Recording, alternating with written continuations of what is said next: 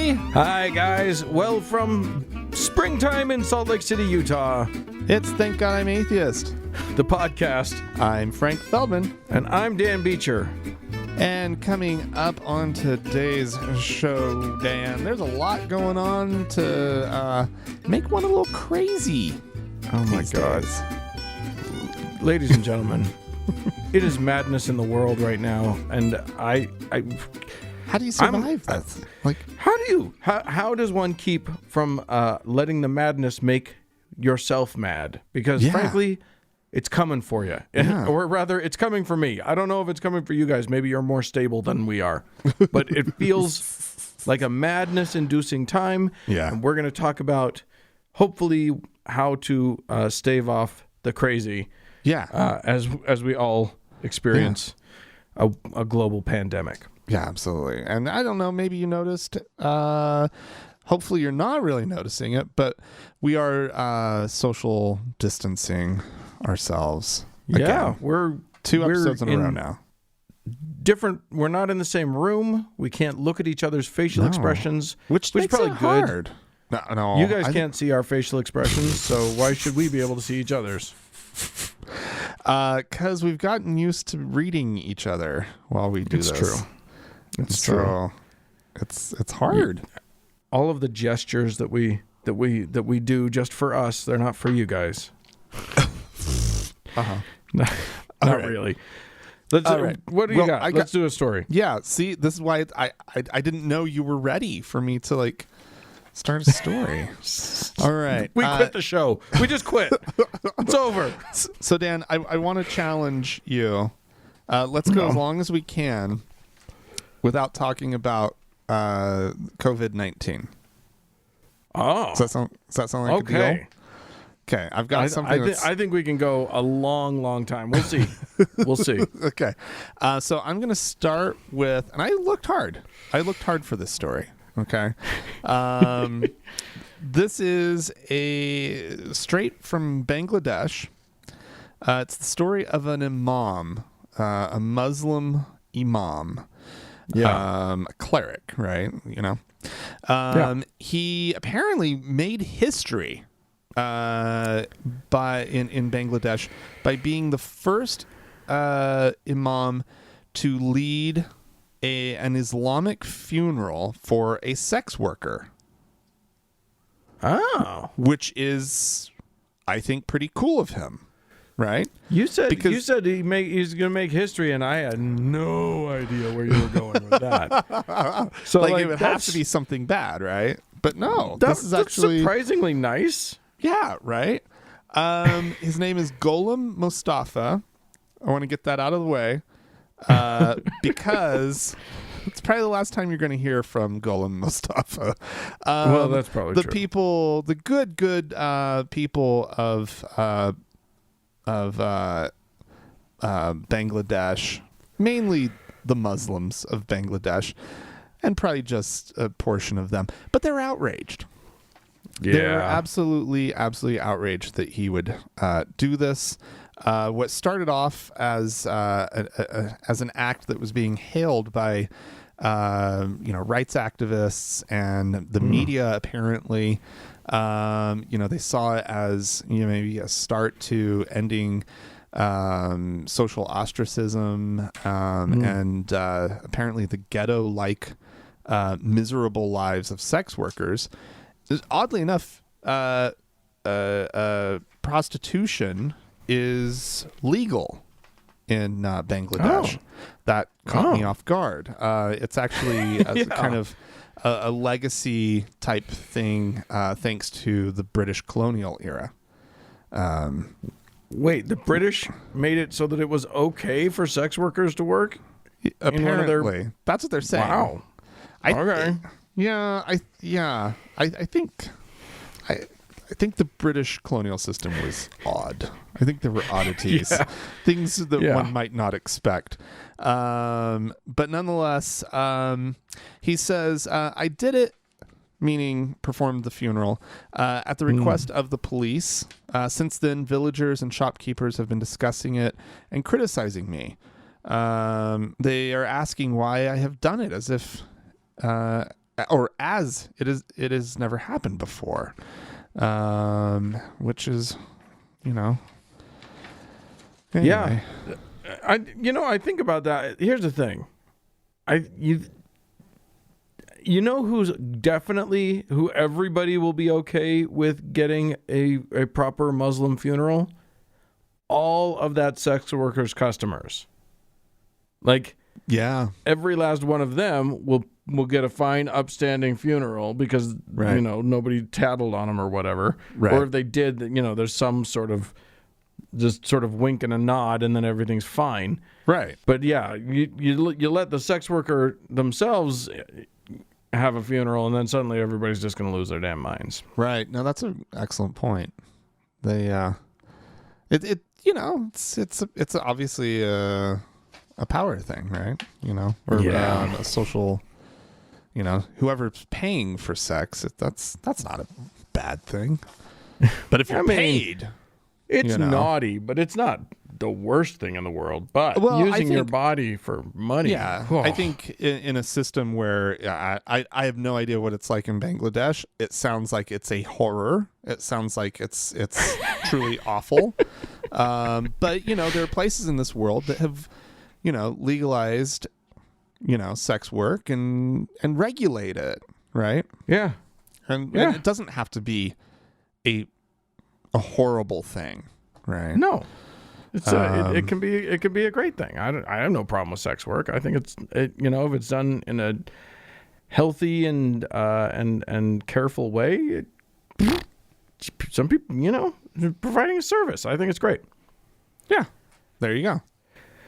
I'm going to take us, meanwhile, to Ireland, the great Republic of Ireland, because I don't know if you know this, but Ireland has a history with their religions in general.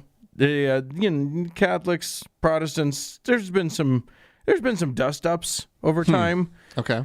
They haven't necessarily all agreed on what the right religion was. Well, now they like many places have to approve people who want to do things like minister and officiate weddings, that sort of thing. And one person there, a guy who actually runs a podcast called the Free Thought Prophet podcast.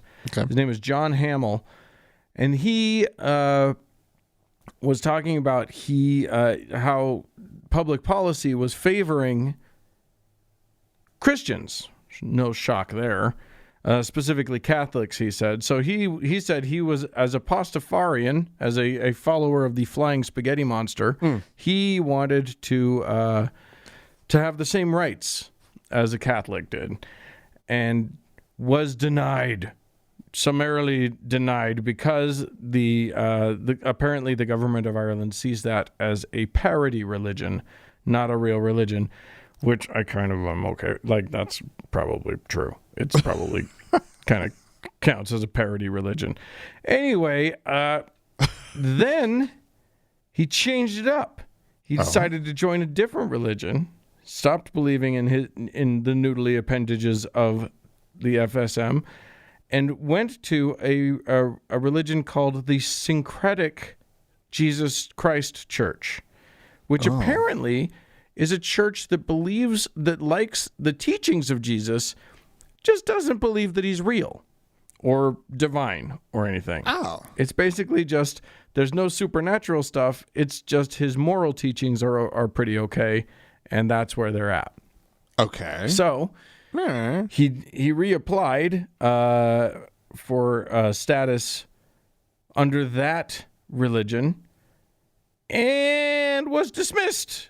Was rejected.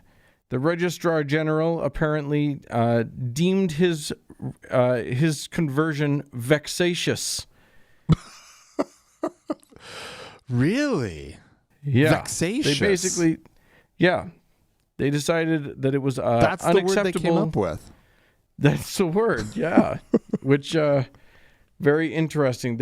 I guess they thought he was just taking the piss when he decided that he got to change religions, which is so funny because basically what they're saying is we get to decide if you're being honest about changing your religion. That is so bizarre. Yeah. Why? So there you go. Why does that matter?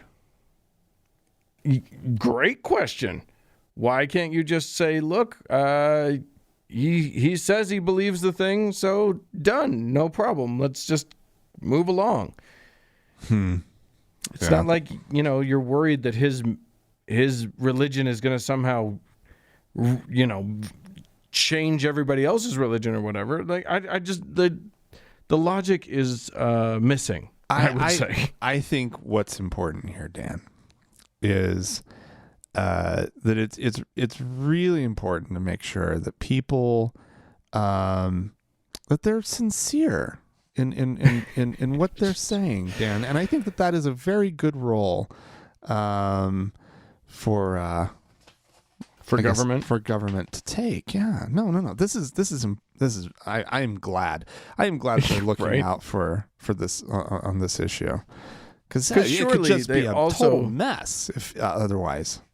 Be an absolute disaster. And we know already that they test thoroughly and vet each and every priest and rabbi that comes through to make sure that they are not also being just vexatious about their ordinations or whatever. I'm sure I'm sure that they have some sort of rigorous thing that they put people through. They can see into people's hearts. Good on It's them. true. Isn't that nice? Yeah. The priest would Hey, never. we've done a good job so far of avoiding that virus. Yeah, I know. Let's keep it up. What's your next topic? My next topic has to do with an Orthodox. It was a video actually of an Orthodox priest. This video came out. Well, I mean, it seems innocent enough. This is in the Romanian city of Cluj.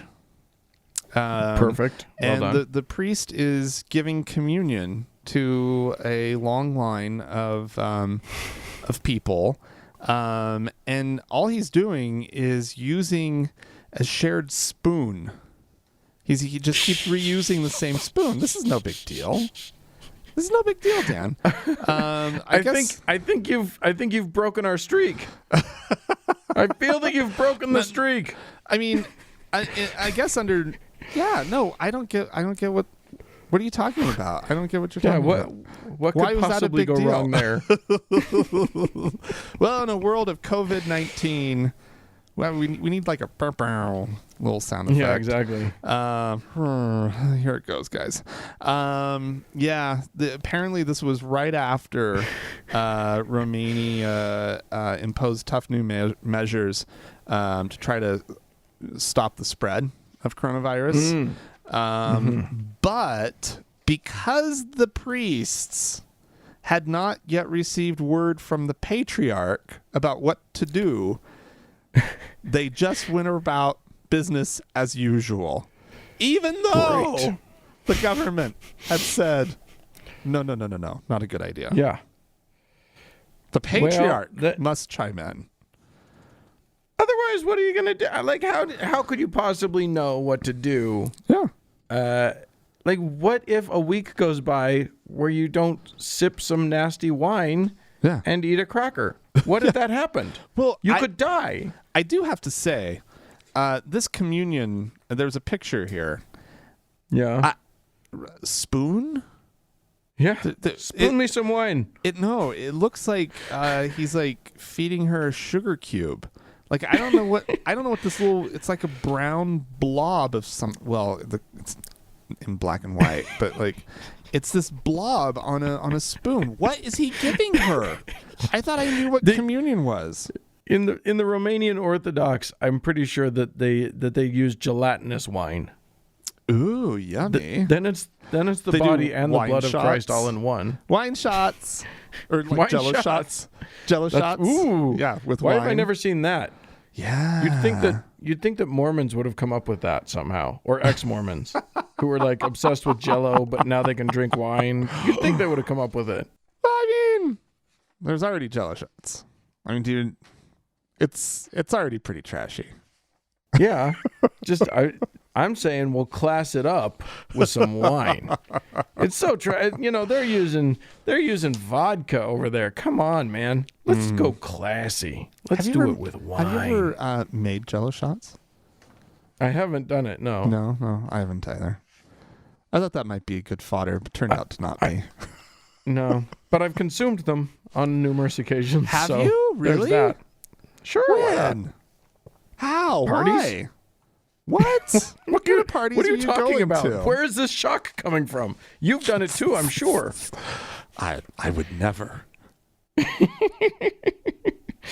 All right. Well, I'm going to let's talk about Pennsylvania, a state here in these United States where a state representative has tried to put down a resolution in the state house calling for a state day of humiliation, fasting, and prayer. Are they pointing fingers? What do they mean? I feel like everybody needs to pants somebody. Humiliation. I humiliate you. I feel like we're gonna pants people. We're gonna like throw water balloons when they're not expecting, and then just laugh at them. Yeah. Yeah. What is this in reference to? Well, it's in reference to COVID, to the coronavirus, to the plague that is besieging our world right now. Are they shaming people who aren't like locking down properly? No, it's basically about it's about God and how we're supposed to be, how literally all of this whole thing is about.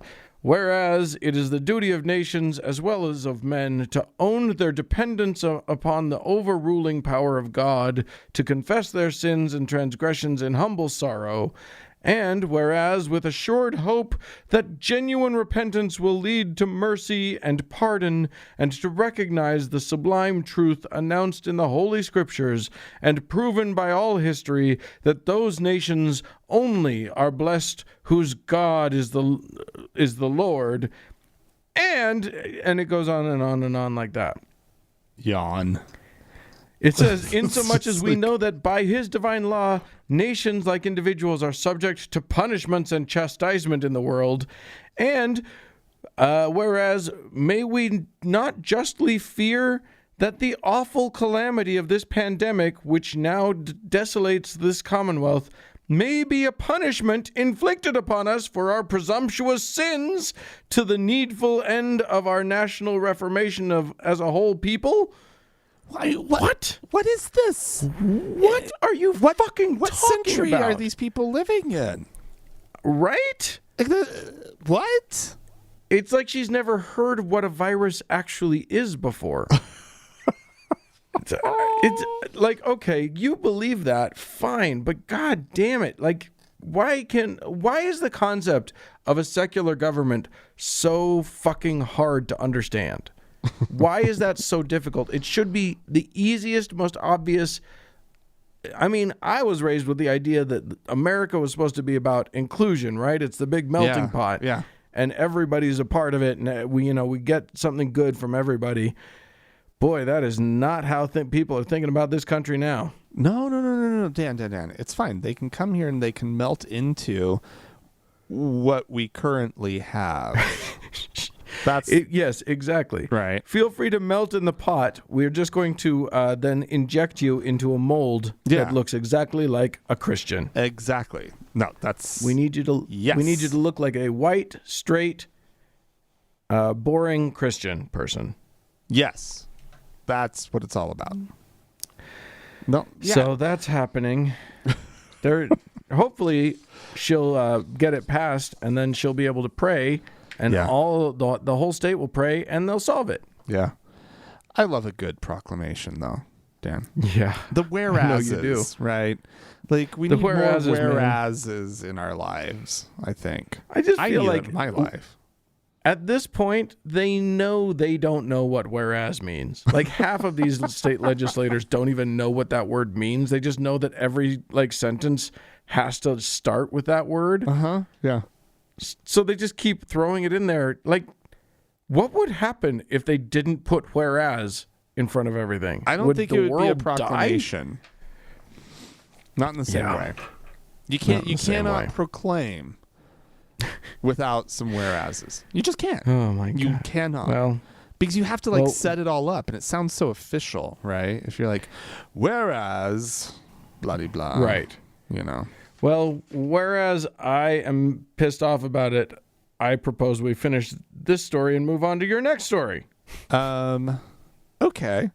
Let's see. This, Dan, is... Oh, God.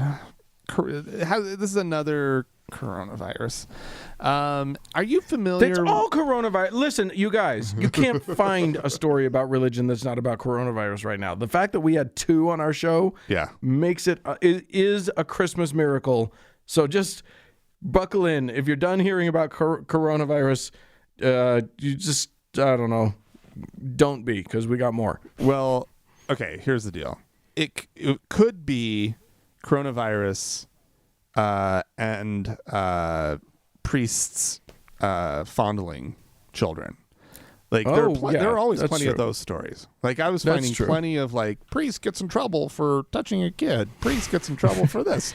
Pastor has sex with so and so, and it's like, okay, well, there's always those, right? Yeah, which we usually don't.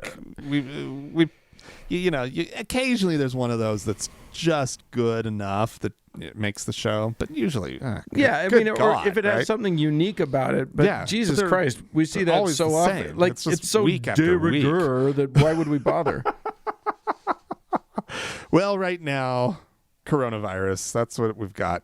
Ralph Drollinger, I think. Is that how you say the name? Ralph Drollinger? Yes, it's all of them. All of the above. He's the guy who does the weekly Bible study with Trump's cabinet. Are you familiar with this whole thing? Yeah. How, Trump doesn't go. Well, yeah. I mean, he doesn't need it, but because he's he's Trump. He thinks he's the one they're praying to. Yeah, exactly. Anyway, so this is the minister who runs that whole thing, right? Okay. And this is what he has to say about coronavirus. This is from some written materials that he prepared for this Bible study. Now, this article actually says with Donald Trump and members of his White House cabinet. Oh. So maybe Trump started going to this thing. I don't know. Or maybe he just emailed it to everybody. Yeah, maybe. Okay, so he says, relative to the coronavirus pandemic crisis, this is not God's abandonment wrath, nor his cataclysmic wrath. Rather, it is sowing and reaping wrath, right? This is an important distinction to draw, right? He says, a biblically astute evaluation of the situation strongly suggests that America and other countries of the world are reaping what China has sown due to their leaders' recklessness and lack of candor and transparency. He's really onto something here. I think it's worth going on. He criticizes the religion of environmentalism and people who show a proclivity toward lesbianism and homosexuality. He says that these people have been, quote, allowed by the faithful to gain high positions in and influence in our culture. Oh, my. So he says that these high positions in our government, he says it includes high positions in our government, our educational system, our media, and our entertainment industry. This is tragic, unfortunate, and costly. So he says that these people are largely responsible for God's consequential wrath on our nation. So I'm glad that he's got the ear of the president, and yeah, good thing he has White House credentials. Yeah. Can you imagine getting your brain so fucked in the head that you think that people who are trying to protect the environment around us and like keep the environment safe are like are against God in some way. Like, Yeah. can you imagine God being pissed off at somebody who's like, Trying to hey, save the spotted owl, how about? Well, see, here's the deal, Dan. Yeah, but like, God really only cares about the economy, right? Yeah. Especially that, like they have created this God that legitimately, that's its biggest concern, I think, right? Like, because watch how they start to handle this whole coronavirus thing, and Trump trying to, like restart the economy too soon and all that kind of crap before the we've even like barely started on social distancing and whatnot. They are going to couch it. They're going to work hard to try to justify, and to try to make it acceptable that he's weighing things correctly, right? Yeah. And they're going to do it. They are going to say that it is okay that we sacrifice our elderly, our infirm, our weak, our immunocompromised in any way, way or form, right? Like, yeah, they're already doing it. The lieutenant governor of Texas already said that. Jesus Christ. He literally said but that's what God would want. That the old folks would rather that they die than that the economy tank. Yeah, it's just, of course they would. How sick is that? And like, if somebody, it's super sick. I want to know. I want them to parade these old people around before they die, though. I need to hear it from their mouths, right? I need them to actually say, you know what? I'm willing to die for the economy. Right. Fuck and it's these not, people. Don't Fuck get it this whole twisted thing. too. I mean, the way that they paint it, it's like if the stock market goes down, then everybody loses their job or whatever. No. They're worried because the stock market's going to go down and rich people lose a lot of their money. Oh, absolutely. The stock market doesn't affect average Joes the way it affects them. They care about the rich folks. Yeah. And that is literally the end of the story. Yeah, absolutely. Let me continue though, because we need to make sure we get all of this out, because he really does want us to understand what this means, right? Okay. Good. He says that he doesn't think that we should label the coronavirus as a form of God's cataclysmic wrath, such as the form of wrath he manifests in the Old Testament with the flood, Sodom and Gomorrah, or the unparting of the Red Sea. He said that form of God's wrath is void of a human curative, and I think we'll soon see a human cure for the coronavirus. I love this defining of the wraths. It's important. How many wraths does God have? I want to know the number and the specific, like how to tell one wrath from another. I bet if you asked this guy how many there are, he would know. He's like, there are 4. Of course there are 4. 6 wraths. Yeah. Obviously. Yeah. And like one sort of half wrath. How did you know?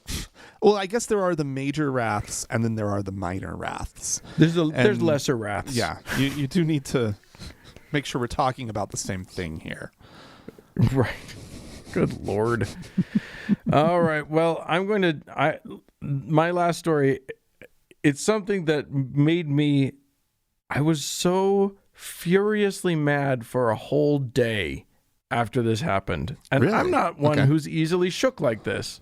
It's I'm not curious, something it is not my way Yeah. to be mad for a long time. But, So, yeah, okay. whoo, So what shook let me tell Dan you something. Beecher? Yeah, I want to. the Mormons, I was raised Mormon, you were raised Mormon. We understand Mormons. We know the Mormons. Uh-huh. And one of the things that we that I kind of count on with Mormons is that they are obedient to their leaders. Like, for the most part, when they say they don't drink, they mostly really genuinely don't drink. And when they say they don't smoke, they genuinely mostly don't smoke. And like they have their problems or whatever, but like when the church tells them to do something, for the most part, the Mormons that I know, or the Mormons at least that live in my head, just obey what they're told. Right. So the Mormon church has actually been reasonably responsible during this whole COVID-19 thing, during the whole coronavirus pandemic. They've closed all of their churches worldwide indefinitely. Yeah. I thought that was really good. Yeah. They said, don't come to general conference. We're just going to broadcast it. It's not going to be a thing that, that we're going to, that you come to. Right. I thought that was great. And now they're bringing home a lot of their missionaries. Now, I guess that's the right choice. I don't know, but it just seems like, you kind of need to just cancel missionary work for a minute. Mm-hmm. So plane loads of missionaries came in from the Philippines. Yeah. They were specially chartered planes. Yeah. That just brought missionaries home. Yeah, and an important Salt Lake detail City. about these chartered planes is that these were larger than the planes that typically fly into Salt Lake City. I think that's kind of important because it means that there was literally a flood of people coming off these planes. Oh, yeah. Right. So, because they knew that there was going to be a flood of people, and they knew that there was supposed to be, that we need to keep our social distance in order for people to stay safe, there were theoretically instructions that said, have one family member come out to pick up your missionary, have them sit in the car and wait. The missionary will come home, they'll put their things in the trunk or whatever, and then you just literally just drive away. Don't get out of the car. Right. And go, and then the missionary is just supposed to self-quarantine for 2 weeks. Right. All of that these are judicious things to do, and the appropriate measures to take, and the Mormons fucking ignored it entirely. They showed up en masse, crowded around in the Salt Lake Airport parking garage, and cheered with signs as the missionaries came in and literally created a death hazard for everybody. Yeah. It was the most ridiculous thing. I could not wrap my head around it because I expect it from like rogue, evangelicals who, they have their own small some pastor has his own small congregation down there, and they're all going to defy it's a Democrat hoax and blah blah blah. But Mormons they usually pragmatic people. They believe in medicine and stuff. Yeah. Apparently not. Apparently I have to readjust my view on who Mormons are, because if you try to tell them not to celebrate their kid coming home from their mission, which that's a big tradition for them. They love to throw a big party and greet their... If you ever fly into Salt Lake City after this is done, you will see somebody there with a big sign that's greeting their missionary coming home. Yeah. It's annoying, but it's their thing, and they're very excited about it. Well, before 9/11, Dan, do you remember how it was? They would... The terminals, the concourses would just be filled with people greeting the missionaries right at the gate. As they came out of the gate. Yeah, which was horrifying, right? And so weird. Well, then after 9/11, they moved them outside of security, obviously. And so they're like hanging out, but it's crowded and it's weird, and it's like it's kind of gums up the exits. They're building a new airport in Salt Lake right now, and the new one, they actually have a reception area to put all the Mormon families. Yeah, that's how big this is, right?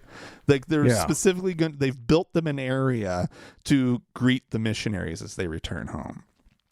Yeah. So it's a big you're right. It's a big deal. And this brought down the wrath of like the state government. Yeah. The city government, the mayor was pissed, her tweet about it was just like, what the fuck, basically. Yeah, but she's the mayor of a liberal city. You can ignore her. But the governor, the lieutenant governor, both very staunch Mormons, were very disappointed. Mitt Romney came out with a thing that was like, what the fuck, you guys? Yeah. Only in Mormon talk, so it was just very disappointed. It's just, it was so infuriating to me. And then I went for a drive and I saw people all over the park playing with each other and just big groups. And some of my smart friends are not socially distancing well. And it's just like, come on. The times that I've gone and I've had to go out, right? I'm horrified. People aren't taking this seriously. They're just not. And it scares me because if we don't, everybody knows at this point, if we don't flatten the curve, right? There's not going to be hospitals beds. Are fucked. Look at the footage from Italy and what's happening in New York now, right? They're fucked. And it's all of the people who said it was a hoax, all of these pastors and whatever, so many people who were like, no, we're going to do it. We're going to go to church. We're going to do the things. Some of them did it. But like, for instance, ever since you and I went to the Great Passion Play in Arkansas, when we were just 6 years ago or 7 years ago, I've been on their email list, which I've allowed to happen because I think it's funny. And they kept sending me emails about, we're still going to do Good Friday and Easter services. Don't worry. We have a 4,000 seat house and we're only going to allow in 1,000. So there's plenty of room between everybody. And so we're going to do it. And then literally like days later, I get the email, everything's canceled. It's just like all of these, so many people were like, this is a hoax. And then days later, like, we need to take this seriously. Yeah. This is scary. Yeah. You guys. I know. And it's just getting started. The problem is the second you say it's a hoax, somebody believes you. And guess what they don't do when you say it's not? They don't revise their view. No. They don't change their position based on you, the person who made them believe it in the first place, saying, nuh-uh. So there you go. Hey, listen, if you folks would like to write to us, you can do so. Podcast at thankgodimatheist.com. Or you can call and leave us a voicemail message. The telephone number is 424-666-8442. Yeah, go to the Facebook page, facebook.com/TGI Atheist, and smash that like button. And while you're there, search for the TGIA Members Only Lounge. Request to join. It is a closed group. We will let you in. Also, follow us on Twitter at TGIA Atheist. You know what? Do all those things. We need community now more than ever. Absolutely. And everybody's got to be nice in the Members Only Lounge. Be nice in the Members Only Lounge. Extra nice, by the way, right now. But yeah, it's a good place to go and just have some community. Yeah, and we'll be right back.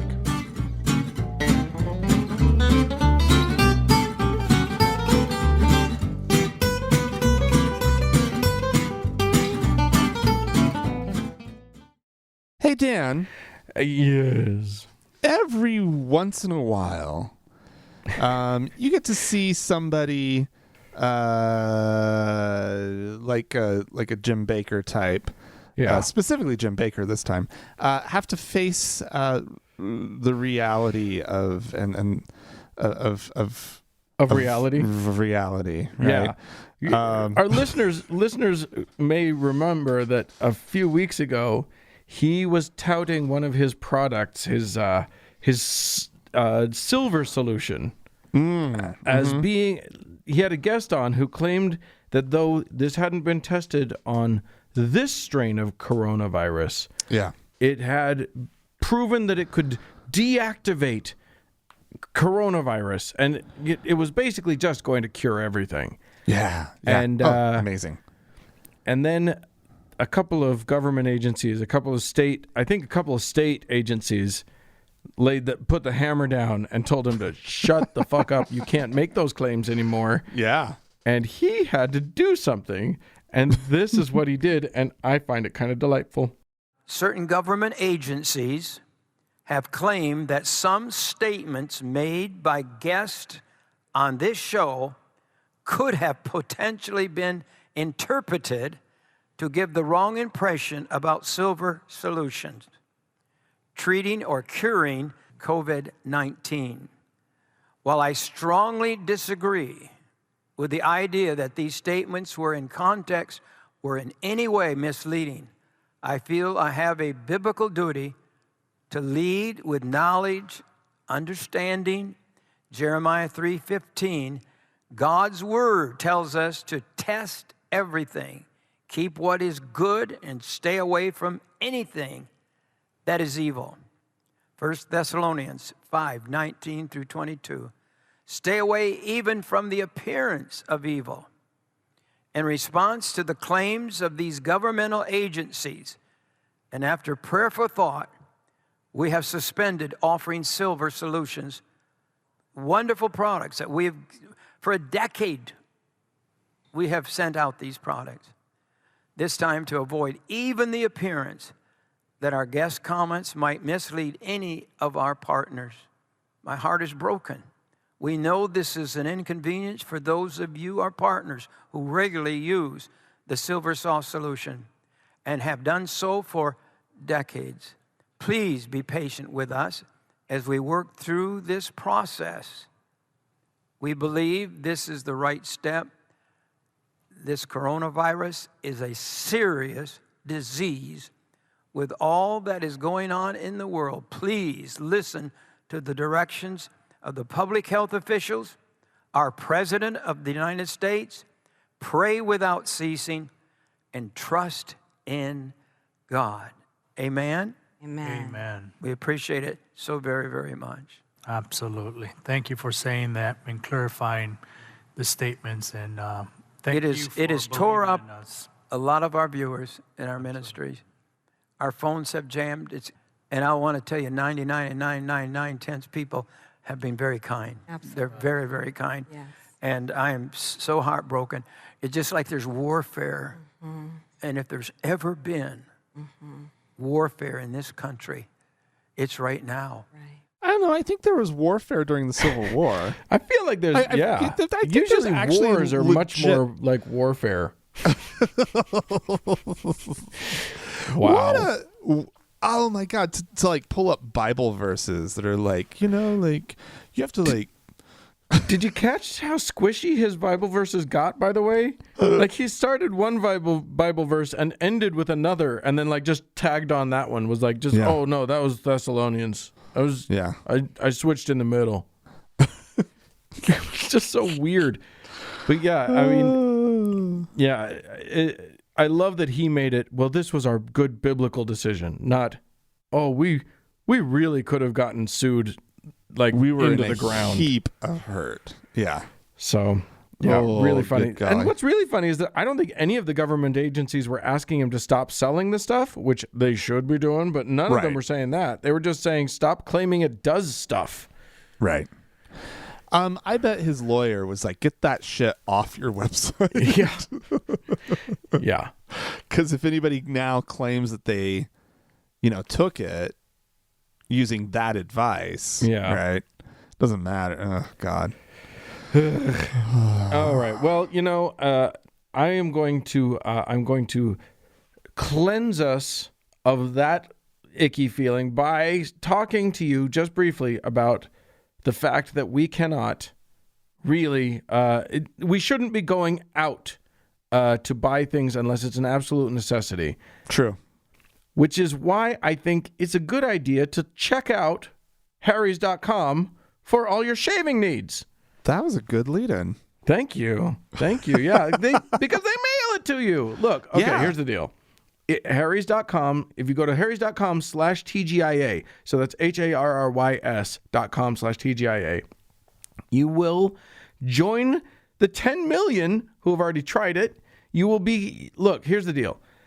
They send you to your house And you can do it on a subscription basis or without a subscription. Either way, high quality blades at a fair price. It's $2 a blade. You can afford it. It's it cuts out the middlemen. They manufacture their blades themselves in Germany at a blade factory, which is where you'd want to do it. It'd be weird to do it at any other kind of factory.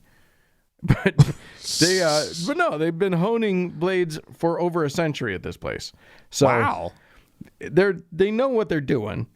So listen. If all the listeners of our show can redeem their Harry's trial set at harrys.com/TGIA, at which point you will get a weighted ergonomic handle with a firm grip, the 5-blade razor with lubricating strip and trimmer blade, the rich lathering shave gel, which we love so much because it smells good and it feels great on you, with aloe. It keeps your skin hydrated, and a travel blade cover to keep your razor dry and easy to grab on the go. And that's all free to you when you just drop our name by going to harrys.com/TGIA. And you get to start shaving better today, and you don't have to go out to buy your blades. So in this scary, scary world. In this genuinely frightening world. Well, Frank, we had some folks write into us. It's true. So I feel like we should talk to them. I haven't talked to you about this, Frank. I'm springing something on you, but I'm going to have you play some audio that was sent to us from Sasha. Okay. Who writes, "Hi guys, hope you're keeping healthy and okay through this hectic time. Just thought you would like this clip from Stephen Lett of the Jehovah's Witness governing body. He seems so gleeful about this pandemic. Thanks again for the great podcast and all you do." So the events unfolding around us are making clearer than ever that we're living in the final part of the last days, undoubtedly the final part of the final part of the last days, shortly before the last day of the last days. Oh my! Wow. Well, I mean, the Jehovah's Witnesses. They love the end times. That's what they live for. Their whole thing, right, is about Jesus is coming back. Stoked. They are very excited about all of this. It is. I mean, if that's what you're looking for, your entire life is like cataclysm and scary shit. Well, we got it in spades right now, Dan. Yeah. It's all happening, people. It's fingers crossed it gets worse, you guys. Yeah, because that's the best thing that could happen. Boy, I bet at the beginning of like World War II, they were so stoked. And like the Great Depression, they're like, "Oh, it's happening!" Yeah. And then when were they founded? About the same time as the Mormons. 30s. Really? Yeah. I thought they were newer than that. No, they're in the same. They've had literally so many disappointments. Yeah, Civil War, that horrible thing that was like the Depression, but in the late 1800s, and the World War I. Like all these poor people. Things keep happening that seem like the end times are coming.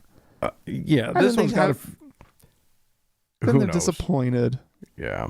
All right. Well, Jenna Bell wrote into us saying, "Hi, Frank and Dan. I've been meaning to write into your show since the whole discussion on sneezing. That was a little bit ago. But now that the end of the world is in sight, I wanted to also write on that. First off, there are locust swarms happening right now in Africa. I don't know about you, but part of me is excited to hear all about it from our favorite pastors. I'm not, however, as much looking forward to seeing how the United States as a whole reacts. Perhaps we will just keep sticking our heads in the sand like we have been during this whole pandemic. Secondly, I believe it was in Sawbones or Stuff You Missed in History class. They talked about why we say bless you or something akin to cheers or to your health. Sneezing was considered an omen, and different areas considered them to be good omens or evil ones. Later, a pope made it popular by saying, during the bubonic plague, to say God bless you in hopes to stop the devil from entering your body. Did a real great job there. Yeah. Many lives were saved, I'm sure. Anyway, thanks for the podcast. My puppy and I listen every Monday. Oh, So that's thank you very much for that, Jenna Bell. Yeah, there's locusts in Africa. oh God. There was an earthquake in Salt Lake. There was an With earthquake a in the week of aftershocks, Dan. Yeah, they continued, although I haven't been feeling them. They have been continuing. Yeah. There was also an earthquake in in Croatia. Yeah. And then there were tsunami warnings in Hawaii. It is a cataclysm. It's the end of the world. Or it's just the planet being the planet. Yeah, sometimes they all just happen at the same time. Yeah. Sometimes, like, all of these things are pretty normal, and then sometimes they happen at the same time. And now we have, like, global news, so we actually know about it. Exactly. So that's pretty freaky. But Yeah. I wouldn't worry too much, except about, like, do worry enough, the proper amount about the coronavirus. But yeah, I wouldn't worry about the biblical end of the world. Hey, we have a few people to thank. We do. And I wanted to thank them. Mark sent us a one-time donation, and he comes in at the faithful level. We thank you so much, Mark. Thank you, Mark. Jerry also decided to give us a one-time donation. I believe Jerry is a patron, but he decided he wanted to kick in a little bit of extra because he knows that these are hard times for us podcasters out there in the world. So he really did. He nice kicked of us him. a bunch of extra money. Thank you so much. That's really I'm going to nice. crown him an unofficial but official pope. I am Oh, yeah. granting Absolutely. him pope status. You are now Pope Jerry. Well done. It is rarefied air, Jerry, and we really appreciate it. And I believe you have one more person you need to thank. I do. As always, we have our top donor, our Lord and Savior, Davis. Davis! Now And what- listen, kids. Oh, yeah. Y'all can be a part of this. If you, like we, are in industries that are hurting right now, Yeah. believe me, we get it. Feel free to postpone or whatever you need to do. Do what you need to do for you. Our show is free. If you can't afford to contribute, that's fine. If you're safe, if you got a cushy government job or whatever, yeah, we maybe think about it. We could sure use the help. Anyway, however you want to think about it, we do this for free. It is for you, and we certainly thank you for even just tuning in. Go ahead and give us 5 stars. If you can't afford anything, go give us 5 stars somewhere. We could use that help too. Some listening platform. Yes, indeed. Yes, indeed. If you do want to contribute, you just go to thankgodimatheist.com, click on the support tab, and that'll give you your options, and we greatly appreciate it. Thanks, guys.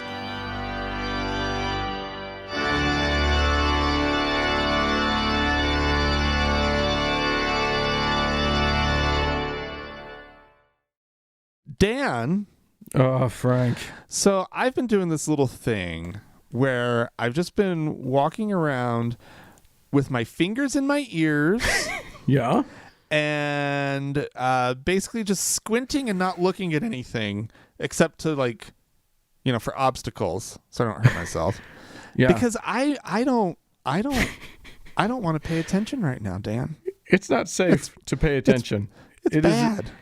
It's bad for your emotional and psychological well-being currently to pay attention to things. It's not healthy. Oh, you guys, it is a rough time right now. Yeah. I said before, I am normally a pretty stable person. I'm hard to shake. I'm hard to rattle. Yeah. And lately, been rattling some, man. Little things are throwing me off.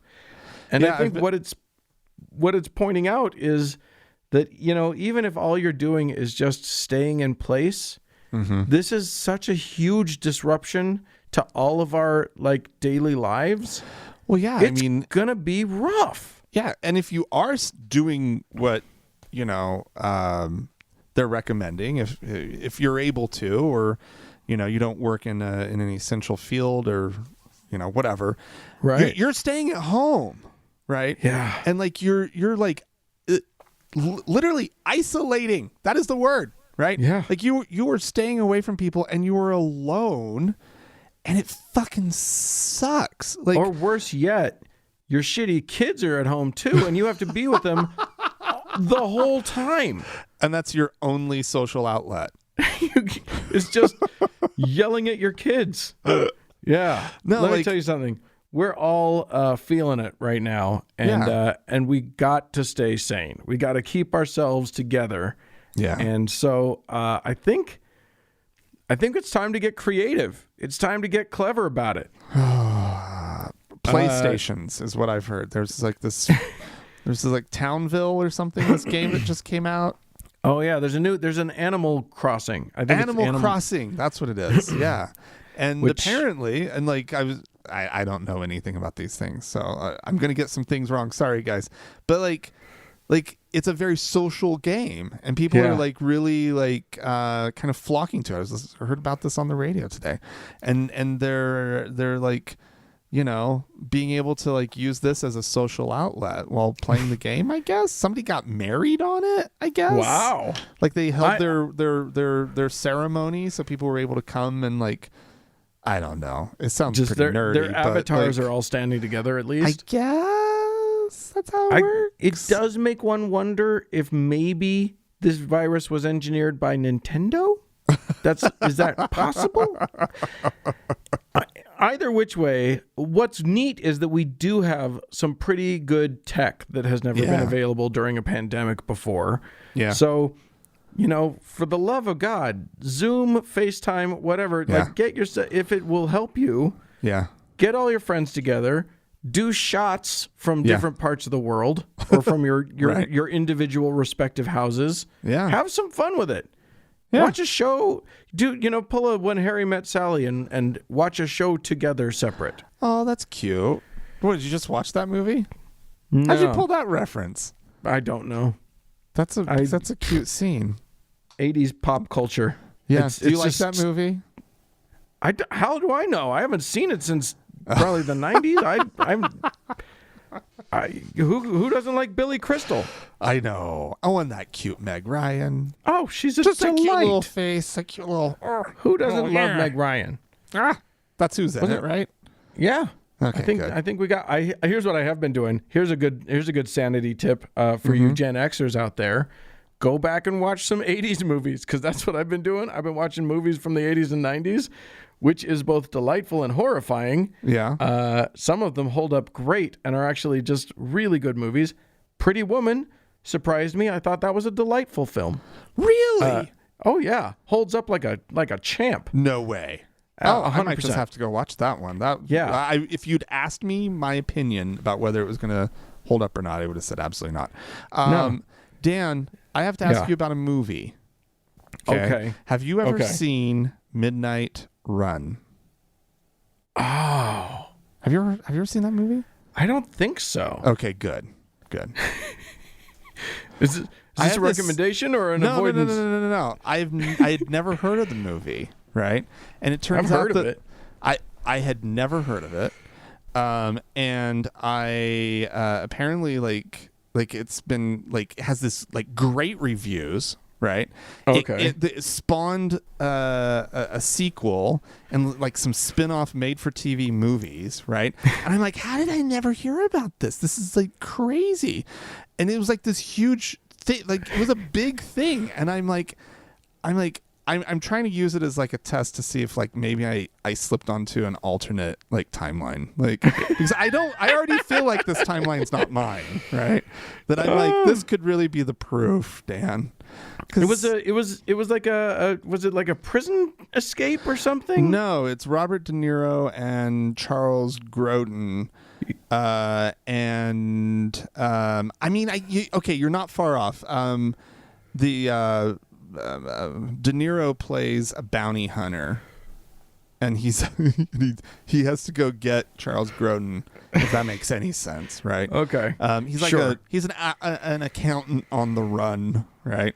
Oh, yeah, as like you do. happens, yeah. Wanted by the mob. He's wanted by everybody, right? Right. And When was this movie made? Do you know? Like late 80s. Like I totally should have been aware of this movie. I'm very concerned that welcome to 80s movies talk with Frank and Dan, everybody. Can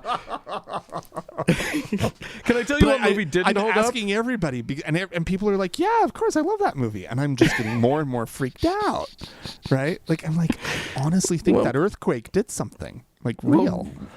Okay, so you've slipped into the time crack or whatever. Yeah. The rip in the space-time continuum where that movie does or doesn't exist depending on who you are. Oh God. I'll tell you what movie I watched that didn't hold up that will break some hearts out there, and we're probably going to get letters about this one. Goonies is a terrible turd of a film, and I don't know why we liked it. It's just it was fun. It was a fun romp. It is a goddamned mess, you guys. Go ahead and watch it if you want to. It is a mess. The script is terrible. It's like nothing makes any kind of sense. Yeah. They're halfway through all of their, like, they've made it past all of these treacherous things in their treasure hunt, and then they look up and they're just down the well that everybody's got. Like, what the everything is stupid. Everything in that movie is stupid. So anyway, there's that. I'm probably not very sensitive to, like, people with disabilities. Oh my God, it's wildly offensive. Italians should be offended. Like, so many people should be offended by that movie.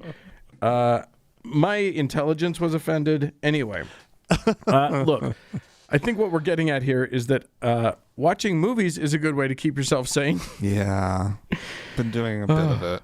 But I've done a lot of that, and I'll tell you this: I have to get myself out of the house too. So Dan's other recommendation for keeping your sanity: long walks. Go for walks. Go for drives if you can. Avoid other humans while you're doing it. Yeah. Yell at your neighbors who are congregating, because oh my God, I've been hearing about. A friend of mine posted on Facebook. She looked out her window and someone was having. Get this, a fucking gender reveal party in their yard. like 30 people gathered around a pregnant woman during an international pandemic. What is wrong with the world? What is wrong with these people? So here's what you do. When you see something like that, do whatever you got to do to blow off steam. Scream at them, call the cops, whatever. But then don't let it get to you. Yeah, where were they? Because technically, the groups of 10 or more are outlawed, right? Yeah, I don't know if it's a law or if it's just a guideline. I don't know. So Salt Lake County said that they were going to treat it as a misdemeanor. I can't remember how they were doing it. And the governor said, no, you can't do that. Salt Lake County hasn't reversed their opinion on it. Good. Like their stance. They're like just holding, they're like, well, fuck you. We're going to enforce this thing. Well, good. Yeah. Then everybody, so then they should have track sent down the cops down to that thing. Yeah. Oh my anyway, God. Here's the trick of a moment like that, and I've been seeing a lot of them. You go to the park and God damn it, pisses me off. Right now. Drive past and I'm just like furious. But the trick is find a way not to let it get to you. And I think part of that's about like just acknowledging that humanity sucks and humans are not very good at humaning. So right. Well, it sounds like you have a new hobby, which is like just judging and denouncing people. To you guys. I do that for you, Frank, and for our listeners. I don't, I try to just say, okay, because here's the thing. I know how big a doofus I am. Right. I make mistakes all the time. Right. So it's not like I'm excluding myself from this pronouncement that humanity's kind of shitty. Right. I'm included in that. I'm a human. So it's not a judgment so much as it is just a means of like getting zen about the whole thing. And that leads me to another thing I've been doing, meditating. Have you? Have had, oh yeah. I downloaded an app, and I got to do it. It's just I love the desperation in your voice. I'm just like, yes, I have. You're not kidding. It is legit. I am not messing around. I need it. It's like it's rough. We need ways to keep our mind, to clear our minds, to release anger, tension, stress, because it is an angry, tense, stressful time. What about like a hobby? Oh yeah. Have you been now's an amazing time to developing create new hobbies? I was painting earlier today. Shut up. I was working in gouache. How about that? Wow. Still life, baby. Wow. How is it? You should post some Terrible. pictures. I am so bad at it. It is. I am. It's a nightmare. But the quality is not the point. The doing of the thing is the point. Yeah. There's some interesting things going on, Dan. Apparently, people are like, I was like, really? People are going to be baking? Like when like you go to the supermarket right now and all the flour's like just gone. Yeah. Apparently people are going nuts baking people are getting into sourdough right now. Oh yeah. Like big time, right? They got all this time on their hands, might as well. It's like people are baking. Yeah. That seems like a great release. Yeah. I took forever making dinner the other night. Like just took forever. Like everything was just like, wow, what's the longest thing I could possibly cook today? I've been going sort of back and forth on that one. Like one meal I'll be like, let's get fancy. We've got time. Let's just do something fancy. And the next meal I'm like, fuck it, hot dogs. That's it. No. You're not doing that, are you? 100%. Absolutely. I'm giving myself every break I can. If I want to not go nuts, if it's going to annoy me to make a big meal, I'm going hot dogs. I'm not like cereal is legit as far as I'm concerned, because what I'm looking out for is my mental health, and it's important. Yeah. On the radio this morning, I was listening to like Morning Edition or whatever, and they they did a little rundown of like food that people have been making and then like posting on like Instagram and whatnot.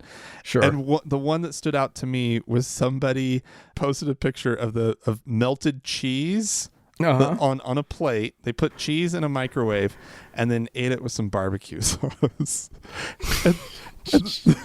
and if it makes you happy, go for it. It's just this list of horrifying things like that. And when the host of Morning Edition got to that one, she goes, actually, that one sounds pretty good. Yes. And I was just like heaving, like, oh my God, no.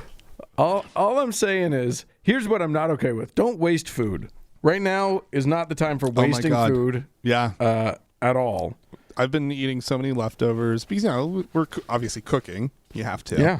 And so, like we're actually being, it's going to be interesting in some ways to see like what our actual like food budget for the month ended up being, because we're not eating out, right? We're just cooking everything, and it's all like, I mean, we had a couple little extravagances, picked out some steaks and whatnot. Sure.